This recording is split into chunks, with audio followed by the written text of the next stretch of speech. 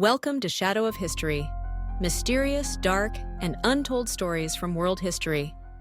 Today, we explore the collapse of one of the most powerful and influential empires in history, the Roman Empire.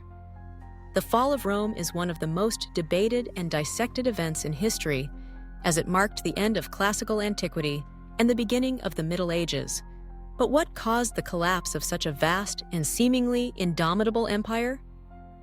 Was it a single event or a series of complex factors that led to the downfall of Rome? Let's dive into the fascinating and multifaceted story of how the Roman Empire collapsed. The Roman Empire, at its peak, was one of the largest and most powerful empires in history, controlling vast territories that stretched across Europe, North Africa, and the Middle East. Rome was a beacon of civilization, with its advanced infrastructure, military prowess, and political organization. The empire was a model of success, lasting for centuries.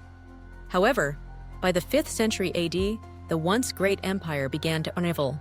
The reasons for Rome's collapse are complex, and historians have long debated what exactly led to its downfall. Let's examine some of the key factors that contributed to the collapse of the Roman Empire. One of the most significant factors in the fall of Rome was the empire's military decline. The Roman army had once been a formidable force, the backbone of Roman power. However, over time, the Roman military became overstretched and ineffective. As the empire expanded, it became increasingly difficult to defend such vast borders.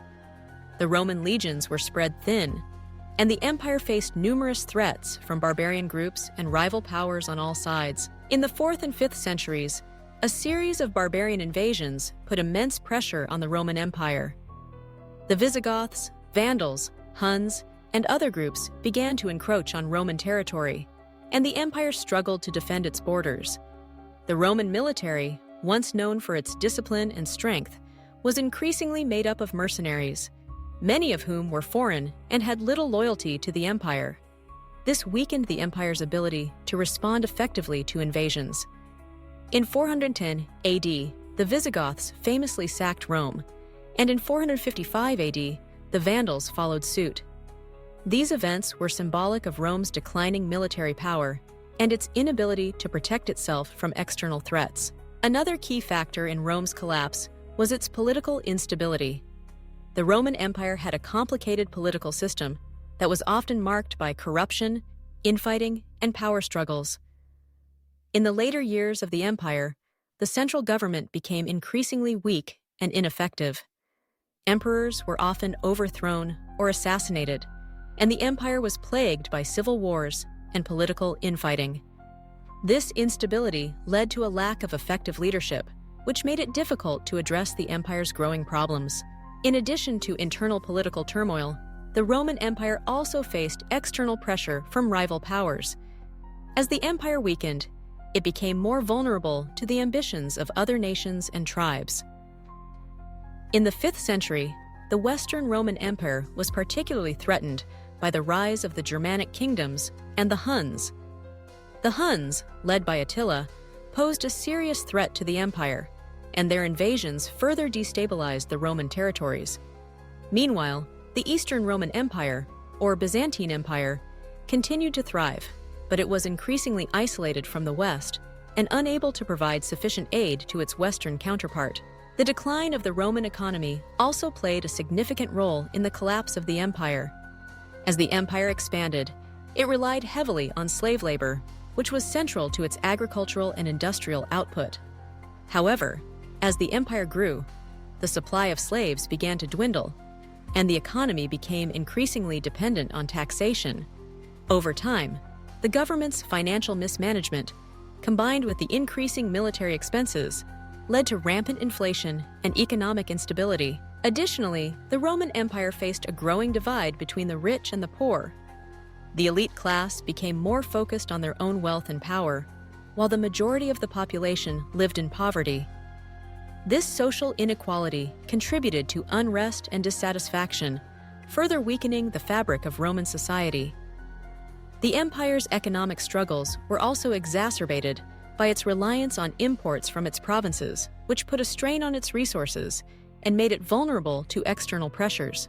Another important factor in the collapse of the Roman Empire was the rise of Christianity. Christianity, which had begun as a small religious movement within the empire, gained increasing influence over the course of the 4th and 5th centuries. In 313 AD, Emperor Constantine issued the Edict of Milan, which granted religious tolerance to Christians and allowed the faith to spread openly throughout the empire.